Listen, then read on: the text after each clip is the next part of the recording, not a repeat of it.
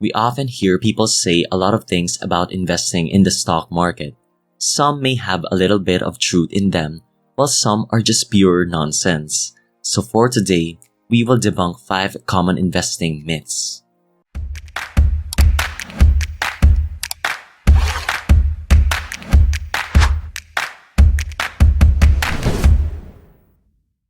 First myth, you need a lot of money to invest. This is a common excuse people make for not investing. And I also see comments in my video like this one. They say if you want to be rich in stocks, you need millions. But here's the thing, how can you even reach your first million if you won't start now? Or let compounding do its wonders as early as possible? Because even if it's a small amount today, if you let compounding work its way, that small amount would one day be not just a million, but multi-millions in the far future. Let's look at this example. If you only invest 500 pesos a month, which is equivalent to 6,000 pesos a year, do that for the next 45 years. Let's say you only get the average returns of the market, which is 8%. You will get 2.5 million pesos in the end. See how far your 500 pesos would get you? And I think most of us can invest 500 pesos a month. This is just the average returns of the market. If you have a knack for investing, let's say you get 15% returns per year, that will compound to a staggering 24 million pesos.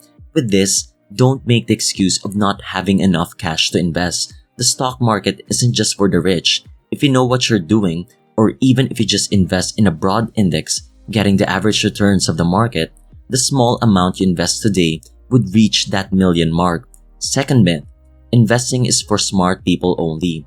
Well, this is definitely not true.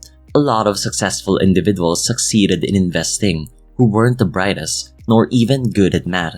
Just like our example a while ago, even if you invest consistently in a broad index, which is a no-brainer to begin with, you just buy every month one fund and hold for a long time, you can already be successful doing that.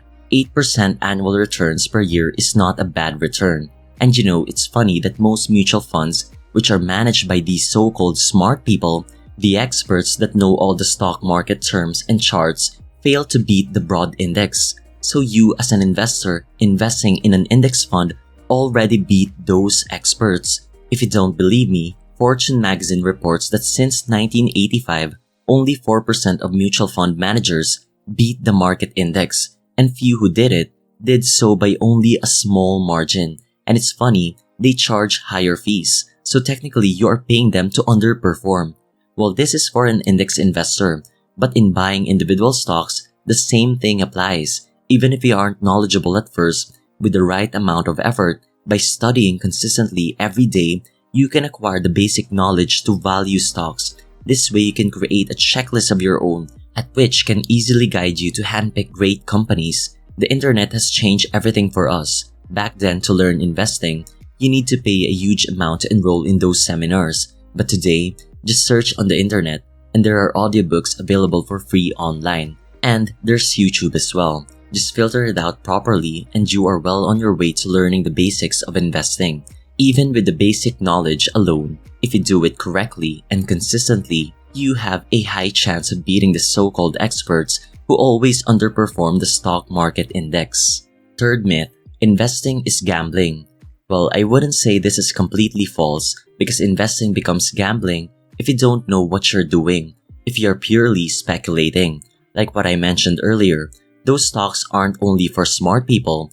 You still have to know the basics because a lot of new investors experience this. They lose a lot of money because they invested in a certain hot trend company. They heard it from their friend or through social media. It is pure hype. It has no intrinsic value. Its financials are complete trash. But since you don't even know the basics of investing, it's sure that you don't even have a single clue about all of that it was just hyped up by a lot of investors. Then when the hype diminished and everybody sells, making the stock price drop suddenly, which then leaves you with more than half of your money gone. This is a common scenario for new investors that only follow the news and hot stocks. With this, investing becomes gambling, especially for those who trade with high leverage because again, they were influenced by their friends who had experienced a short-term massive gain in a lucky trade they had. So again, investing becomes gambling if you don't know what you're doing if you are only following what other people are saying. Fourth, diversification will protect you. Well, diversification is something a lot of people are confused about. Many will tell you, don't put your eggs in one basket, so that when one basket falls, you'd still have others left. This is true, yes, to a certain extent. Why? Because most investors, when they diversify in stocks, they just buy and buy everything they could get their hands on, without knowing if that company is overvalued or not. Worse, they don't even know a single thing about the company. Their excuse? I just want to diversify. This will protect me. Well, if the baskets you are holding aren't good, what's the point? Yes, it may protect you if you're lucky. You see, there's a proper way to diversify in stocks. I explained this in one of my book summaries, which is the 5th lesson I learned from the little book of Big Dividends. A lot of investors use diversification in the wrong way. They tend to just focus on hoarding a lot of companies to spread their money to different stocks without researching first what they are holding, instead of buying great companies that are trading at a fair price and are spread to different industries. That's a simple way to diversify correctly without sacrificing returns. Because even though you're diversified to 100 of stocks, if those don't have quality in it, it won't protect you. Just look at our index. Even though it's composed of the 30 largest companies in our country, it had its shares of huge drawbacks. Just look at 2020 alone. The market dropped by more than 35%. And this is with 30 strong, large companies. So just imagine if you invested randomly in stocks you don't know and understand, companies which has bad financials, then even if you have hundreds of it, your portfolio would surely do worse in a market crash. So to clarify things up, diversifying, yes, can probably minimize your risk, but again, you have to do it correctly. You have to have quality in the stocks you hold. Again, this was explained very well in my summary of the little book of Big Dividends. I really suggest you watch it. There's a link in the description below. Last myth for today, cost averaging will protect you. Well, just like diversifying, this is true to a certain extent. If you are investing in a broad index, of course, cost averaging is the way to go. The style is to invest consistently every month to be able to get the average price of the market. This is with the belief that the index in the long run would go up. If you look at our index, which is the PSEI, even with 6 market crash from 1987 to 2022, our index has 8.41% annualized return. With this, if you just invested consistently in our index, your money would have surely grown. But this is for an index investment.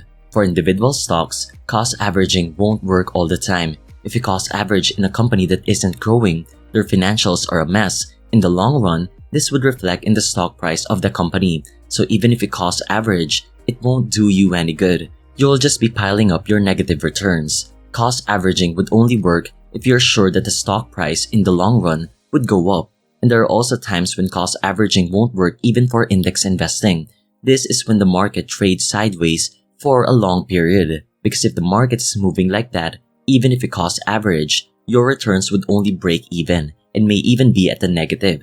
This happened in our index. We started investing at the peak of 1997 when the index was around 3,500. The only time the index got past that point was in 2007, almost 10 years. So there are scenarios like that in the past and we don't know if that will happen again. That's why have a long time horizon. It was stated by Warren Buffett, if you aren't willing to own a stock for 10 years, then don't think about owning it for 10 minutes. This is true even for index investing. With that, knowing the disadvantages of cost averaging can let you create a strategy to use it properly. Know that if you cost average in the wrong company, it won't do you any good. You're just piling up your negative returns. Know that if you use it in investing in an index fund, your horizon shouldn't be less than 10 years because the market has a chance to trade sideways for a long period. So this ends this video for today. Knowing these things is an advantage for you. By knowing it, you get to avoid doing the mistakes a lot of investors do. Again, it all comes down to knowing the basics of investing. Never skip it. So if you've learned something today and still haven't clicked the like button, then I would appreciate it if you do so before leaving. And if you still aren't subscribed yet, then be sure to hit the subscribe button as well to be notified whenever I post a new video. I talk about finance and investing, and to top it all off, I also show my progress. With that, thank you and see you in the next video.